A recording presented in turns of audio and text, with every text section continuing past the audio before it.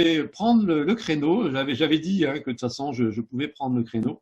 Donc, je vais prendre le créneau et je vais vous parler évidemment, pas de mon activité, mais je vais vous parler de mon outil de travail, d'un de mes outils de travail, parce que je pense que ça pourra vous être utile, c'est LinkedIn. Donc, on va se prendre un petit quart d'heure pour parler de ça. Je vais partager mon écran. Hop, hop. Et on va se mettre sur l'objet du délit.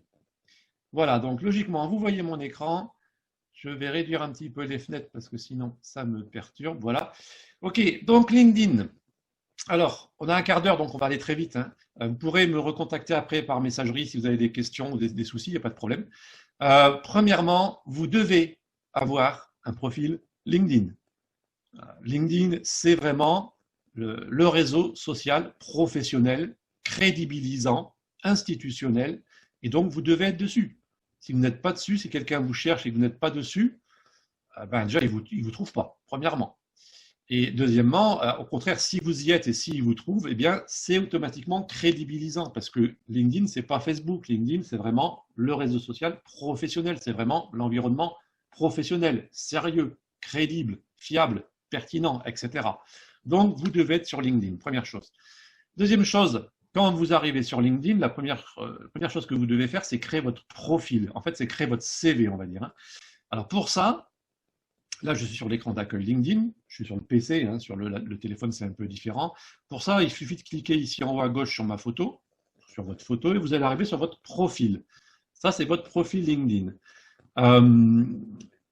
Ça défile pas mal, il y a pas mal de choses, et c'est un CV, c'est avant tout un CV, mais il y a aussi une lettre de motivation dans LinkedIn, il y a aussi la composante, la notion de lettre de motivation.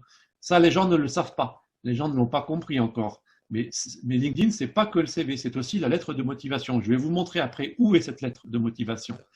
Et on sait très bien qu'une lettre de motivation accompagne toujours un CV. Quand on envoie son CV, on envoie aussi sa lettre de motivation en général. Alors, pour faire rapide, sur votre CV LinkedIn, sur votre profil LinkedIn, la première chose que vous avez, c'est une bannière. C'est l'image qui est ici en haut de votre profil.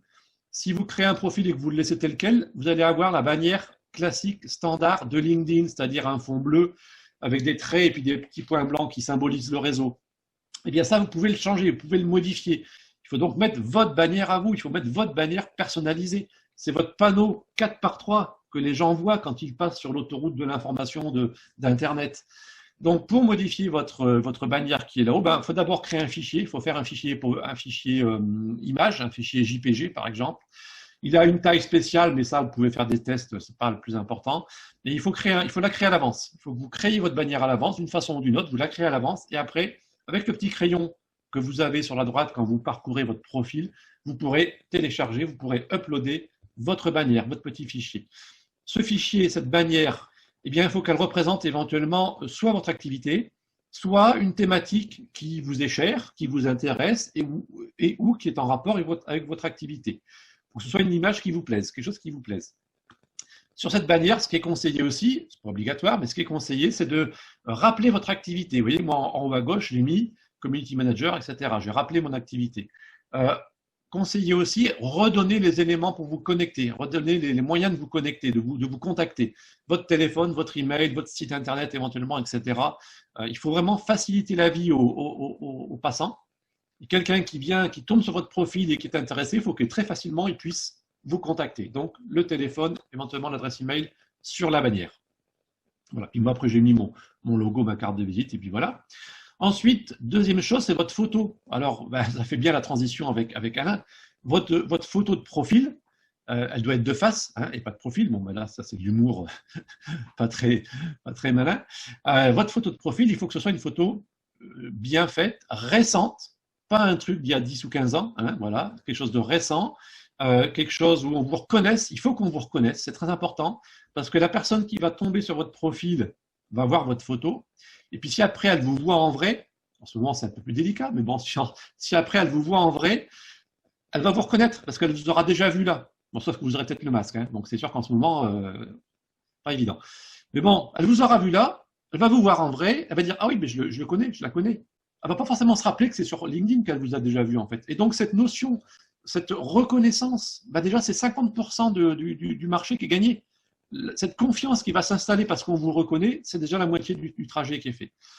Et donc cette photo, je vous conseille, et c'est pas parce que Alain est là, je vous conseille de la faire par un photographe spécialisé, par un photographe tout simplement, un photographe professionnel, d'accord?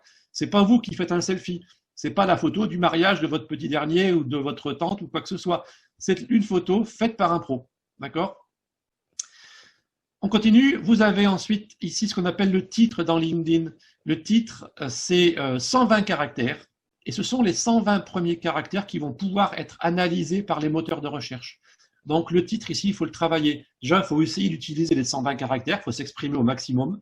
Sur Internet, en règle générale, quand on vous donne la parole, quand on vous offre un espace d'expression, il faut l'utiliser au maximum. Donc, il y a tellement de monde, qui parle que il y a la cacophonie. Et donc, si vous avez l'occasion de vous exprimer, profitez-en. Eh bien là, vous avez 120 caractères pour vous exprimer. Et donc, vous allez rappeler dans ce titre ce que vous faites. Et puis, éventuellement, vous pouvez remettre là votre téléphone, par exemple. Vous pouvez remettre à cet endroit-là votre moyen de contact favori. Hein, voilà. Donc, moi, comme j'ai deux activités, je parle du réseau entre et je parle de community management. Du coup, il n'y a plus la place pour mon téléphone, donc je n'ai pas mis, c'est pas grave. Mais le titre, voilà, il faut le travailler. Et il faut l'utiliser au maximum. Ensuite, on va avoir une partie qui s'appelle Info, sur laquelle on ne voit par défaut que 3 lignes. Mais si on clique sur Voir plus, on va voir beaucoup plus. D'accord? Et ça, là voilà la lettre de motivation. La partie info, qui avant s'appelait résumé, c'est votre lettre de motivation. C'est là où vous allez vous mettre en avant, vous vendre, expliquer ce que vous faites, comment vous le faites, pourquoi, vos succès, vos réussites. Et vous allez redonner vos moyens de contact, vous allez remettre votre email, votre téléphone, etc., votre site internet et tout ce que vous voulez comme lien. D'accord? Mais ça, vraiment, c'est votre lettre de motivation et votre partie info, elle doit faire au moins 10 lignes, vraiment au moins 10 lignes. Elle peut faire 20 lignes, elle peut faire 30 lignes. Elle peut faire 200 lignes si vous voulez, parce qu'on a beaucoup plus de place. Bon, au bout de 30 lignes, après, en général, les gens vont pas lire. Mais là aussi, c'est un espace d'expression. Profitez-en, exprimez-vous, dites ce que vous faites. Des faits, des chiffres, des réalisations, voilà. Vous aérez, ne me faites pas un parpaing, hein. Vous aérez, vous espacez, style télégraphique, etc. Des petits emojis éventuellement. Et puis, quand on rédige une lettre de motivation, moi, on m'a toujours dit, on parle d'abord de la personne qui est en face avant de parler de soi. Donc, quand vous rédigez votre lettre, votre démarche, ça doit être vous et après je. Vous avez telle problématique, je vous apporte telle solution. D'accord? Et pour ça, vous pouvez vous obliger, si vous voulez, obligez-vous à commencer votre lettre de motivation par vous, par le mot vous. Vous écrivez vous, et puis vous complétez, et après vous parlez de vous-même. D'accord? Après, vous faites comme vous voulez. Hein. Tout ce que je vous dis, ce sont des conseils. Il n'y a rien d'obligatoire. Il faut que chacun aussi trouve sa façon de faire. Il faut que chacun reste ce qu'il est lui-même. Il faut être soi avant tout. Mais ce sont des conseils. On va passer ensuite à la partie expérience. Là, on revient vraiment sur la partie CV. Donc, voilà, c'est comme sur un CV classique. Vous mettez vos expériences. Ça se passe automatiquement, ça se classe automatiquement de façon antichronologique. Hein, donc, la plus récente devant. Et puis après, les plus anciennes. Quand vous allez créer une expérience, vous faites le petit plus, ça va vous permettre de créer une expérience. Vous allez d'abord indiquer le nom de l'entreprise concernée. Donc, ça peut être votre entreprise à vous, ça peut être une autre entreprise. Vous allez taper le nom de l'entreprise en question et LinkedIn va vous dérouler, va vous proposer tout plein d'entreprises qui ont un nom proche, qui ont un nom identique, pour lesquelles ils pensent que vous parlez de cette entreprise-là. Et donc, dans cette liste qu'il vous propose, vous essayez de trouver l'entreprise en question. Vous cliquez sur le lien de l'entreprise en question. Ça aura pour effet de mettre à gauche le logo de l'entreprise. Et ça, c'est beaucoup plus crédibilisant que de mettre un vieux machin pourri comme ça. Donc, vous créez l'expérience, vous tapez le nom de l'entreprise. Si vous la trouvez, vous la prenez, vous aurez le logo. D'accord? Évidemment, si vous êtes indépendant, vous n'allez pas trouver votre entreprise.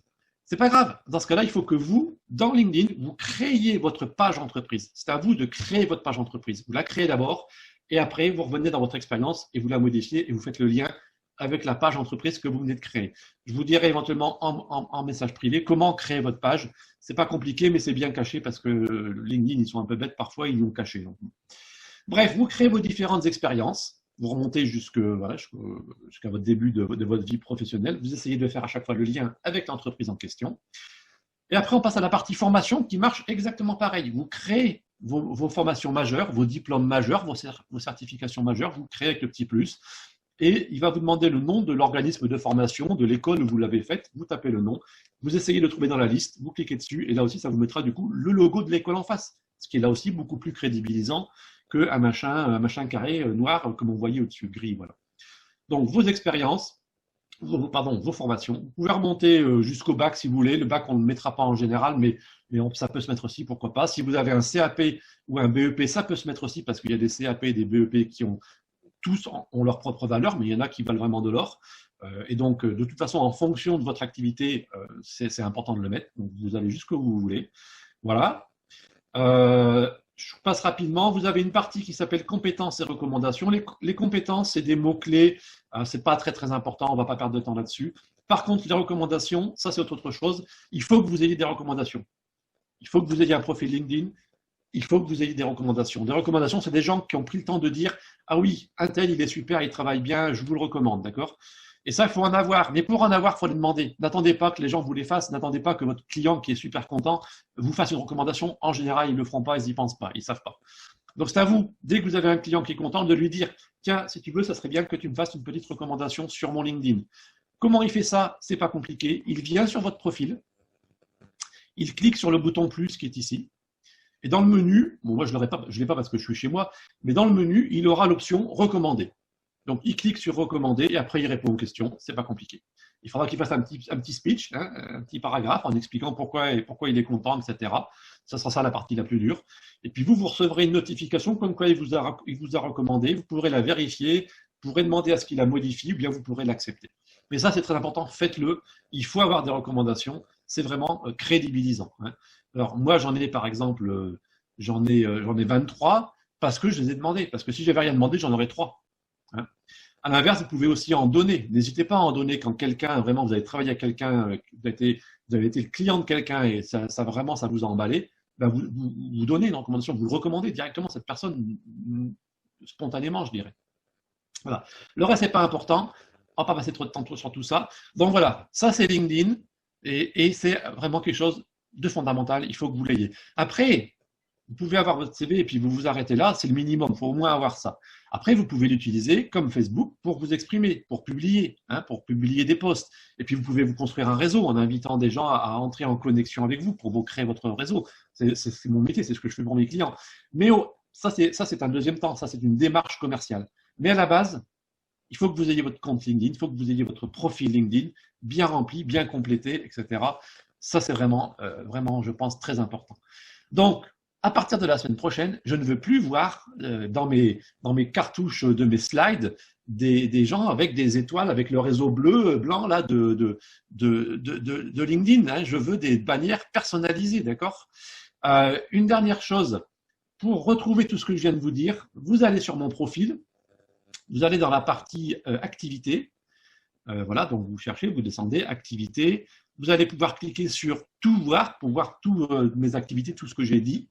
Vous allez sur article. Et là, vous allez tomber sur ça, mon tout dernier article qui date il y a quand même de 2 ans, là, bientôt 2 ans, avec des doigts de pied là en éventail. Et là, c'est l'article qui s'appelle Optimisation de votre profil LinkedIn en 10 points. Et bien là, vous allez retrouver les 10 points, donc ce que je viens de vous expliquer, en plus détaillé, en plus complet. Voilà, vous pouvez lire cet article et vous allez relire tout ce que je vous ai dit et ça vous aidera pour pas à pas construire votre profil LinkedIn et l'améliorer et l'optimiser. Voilà.